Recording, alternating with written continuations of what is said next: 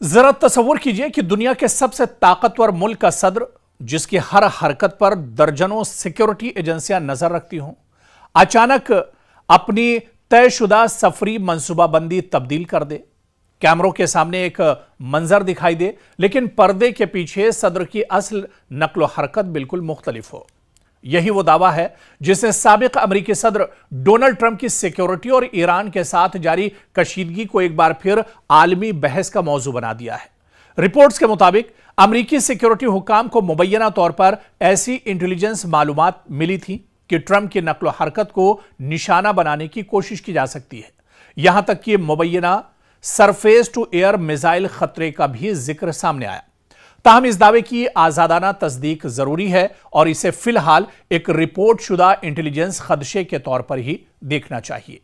लेकिन अमेरिकी सदर की बैरून मुल्क मौजूदगी में उनकी असल लोकेशन इंतहाई खुफिया रखी जाती है। होटल का कमरा, सफर का रास्ता, गाड़ियों की नकलो हरकत और यहां तक कि रवानगी के टाइमिंग भी आखिरी लम्हे तक तब्दील किए जा सकते हैं। इसकी वजह बहुत वाज़ेह है। अगर किसी दुश्मन मुल्क या मुसल्लह गिरोह को सदर की दुरुस्त लोकेशन मालूम हो जाए तो वह हमले की मंसूबाबंदी कर सकता है। रिपोर्ट में दावा किया गया है कि मुमकिना खतरे की इत्तला मिलने के बाद ट्रंप के सफर का पूरा प्लान तब्दील किया गया। और यहां आता है इस कहानी का दरअसल सबसे दिलचस्प हिस्सा, डिकॉय ऑपरेशन। जी हां, ये जो अल्फाज हैं या ये जो लफ्ज है डिकॉय ऑपरेशन, ये इन दिनों चर्चा का एक तरह से चर्चा में है। आखिर ये होता क्या है? यानी डिकॉय ऑपरेशन यानी ऐसा इंतजाम जिसमें मुमकिना हमलावर को एक गलत या गैर अहम हदफ दिखाया जाए, जबकि असल दुश्मन को किसी दूसरे रास्ते से महफूज मकाम तक पहुंचाया जाए।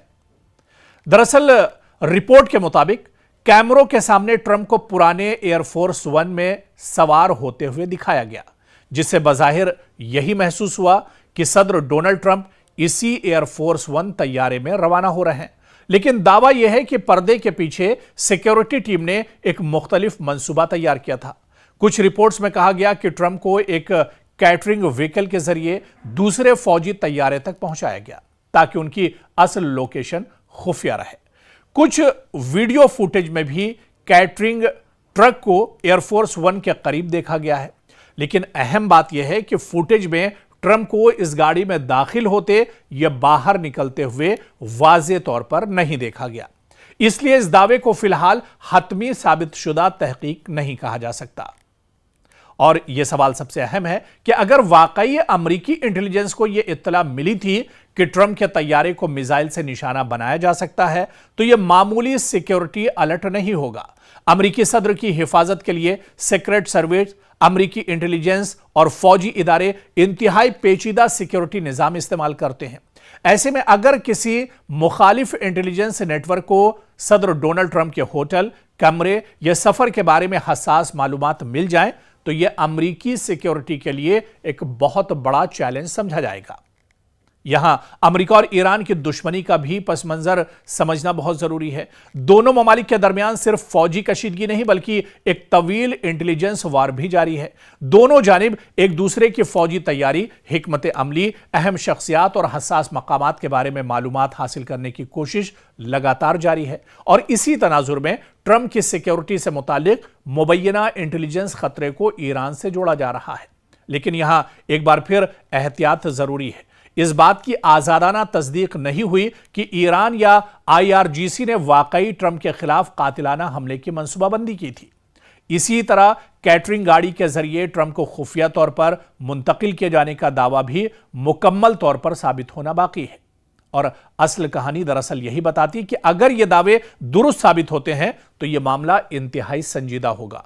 इसका मतलब होगा कि अमेरिकी सिक्योरिटी इदारों ने किसी मुमकिना खतरे को महसूस किया और आखिरी वक्त पर सदर डोनाल्ड ट्रंप की नकलो हरकत तब्दील करके एक डिसेप्शन स्ट्रेटेजी इस्तेमाल की गई। यानी दुनिया को एक मंजर दिखाया गया जबकि सदर ट्रंप की असल नकलो हरकत को पीछे छुपाया गया, पर्दे के पीछे रखा गया। और यही जदीद सिक्योरिटी और इंटेलिजेंस जंग की दरअसल हकीकत है। लेकिन इतना जरूर है कि अमेरिका जैसे सुपर पावर सदर की, डोनाल्ड ट्रंप यानी सदर की को इतना ज्यादा खौफ और डर, या फिर उनकी सिक्योरिटी में एक बहुत बड़ा लैप्स जिसे वॉशिंगटन और पेंटागन को एक तरह से मानना होगा। हालांकि इसे अमेरिका नहीं मान रहा और खुद डोनाल्ड ट्रंप का भी बयान सामने आया है कि क्या कुछ उनके साथ हुआ था, किस तरह से वो इस डर के माहौल से गुजरे थे। तो इतना जरूर है कि अमेरिका हो या अमेरिका के सदर डोनाल्ड ट्रंप हो या वहां की सिक्योरिटी एजेंसियां हो, उन सब पर इन दिनों ईरान का जो डर है वो पूरी तरह से हावी है। और भाई आज की 10 स्पोर्ट्स की बड़ी खबरों पर नजर डाल लेते हैं। सबसे पहले बात भारत श्रीलंका टेस्ट सीरीज की करेंगे जो कल से शुरू हो रही है। भारत और श्रीलंका के दरमियान 2 टेस्ट मैचों की सीरीज का पहला मुकाबला 15 अगस्त को श्रीलंका के गौल में होगा। भारतीय टीम की नजरें मजबूत शुरुआत पर टिकी हुई हैं। उधर जसप्रीत बुमराह की अदम मौजूदगी बड़ा सवाल है। बुमराह की ताजा इंजरी ने भारतीय टीम की बॉलिंग को लेकर तशवीश बढ़ा दी है। साबिक क्रिकेटर आकाश चोपड़ा ने भी उनके वर्कलोड मैनेजमेंट पर जोर दिया है। उधर श्रीलंका में गौल टेस्ट में 3 स्पिनर्स का प्लान भारतीय टीम ने तैयार किया है। भारतीय बॉलिंग को कोच मॉर्नी मॉर्कल ने इशारा दिया है कि गॉल की पिच को देखते हुए भारत 3 लेफ्ट आर्म स्पिनर्स के साथ मैदान में उतर सकता है। इस बीच सरफराज खान को लेकर भी बड़ी खबर है। सरफराज खान के मुस्तकबिल पर सवाल उठ रहे हैं। रविचंद्रन अश्विन ने टीम मैनेजमेंट से सरफराज खान के मुस्तकबिल के बारे में वजाहत करने की अपील की है, जबकि श्रीलंका के खिलाफ पहले टेस्ट में उनकी जगह बनना मुश्किल दिखाई दे रही है। उधर रोहित शर्मा के मुस्तकबिल पर भी बहस छिड़ी हुई है। मैथ्यू हेडन ने रोहित शर्मा के साल 2027 वनडे वर्ल्ड कप तक खेलने के मामले पर कहा है कि आखिरकार फैसला खुद रोहित शर्मा को करना होगा, जबकि अश्विन ने रोहित के मुस्तकबिल में कोचिंग रोल की भी पेशगोई की है।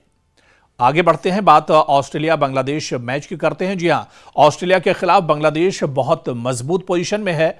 डार्विन टेस्ट के दूसरे दिन बांग्लादेश ने ऑस्ट्रेलिया को शदीद दबाव में डाल दिया है। बांग्लादेश ने 6 विकेट के नुकसान पर 351 रन बनाकर 153 रनों की बरतरी हासिल कर ली है, जबकि तंजीद हसन ने बांग्लादेश की तरफ से शानदार सेंचुरी स्कोर की है। तो डार्विन टेस्ट में बांग्लादेश पूरी मजबूती के साथ मेजबान टीम के सामने इस वक्त जमी हुई है और डटी हुई है। तो वहीं बांग्लादेश के तंजीद हसन की तारीखी सेंचुरी भी इन दिनों चर्चा में है। तंजीद हसन ऑस्ट्रेलिया में टेस्ट सेंचुरी बनाने वाले पहले बांग्लादेशी बल्लेबाज बन गए हैं। इनकी 101 रन की इनिंग्स ने बांग्लादेश को मैच में मजबूत पोजीशन दिला दी है। उधर इंग्लैंड पाकिस्तान टेस्ट सीरीज की तैयारियां भी जोरों पर हैं। इंग्लैंड और पाकिस्तान के 3 टेस्ट मैचों की सीरीज का पहला मुकाबला 19 अगस्त को लीड्स में शुरू होगा। इंग्लैंड की टीम में जो रूट की कप्तानी में वापसी भी खास तवज्जो का मरकज बनी हुई है। बात हॉकी की करेंगे। हॉकी वर्ल्ड कप में मनप्रीत सिंह की नजरें तारीख पर टिकी हुई हैं। भारतीय हॉकी स्टार मनप्रीत सिंह ने कहा है कि मुमकिन तौर पर यह उनका आखिरी वर्ल्ड कप हो सकता है। भारत 51 साल बाद आलमी एजाज हासिल करने के हदफ के साथ मैदान में उतर रहा है। और आखिरी और 10वीं बड़ी खबर आपको बता दें, खेल के मैदान से आईपीएल में हैरी ब्रूक की वापसी का इम्कान है। इंग्लैंड के हैरी ब्रूक ने आईपीएल में मुमकिन वापसी का दरवाजा खोल दिया है। उनका कहना है कि वो मुस्तकबिल में दोबारा आईपीएल में खेलने पर गौर कर सकते हैं।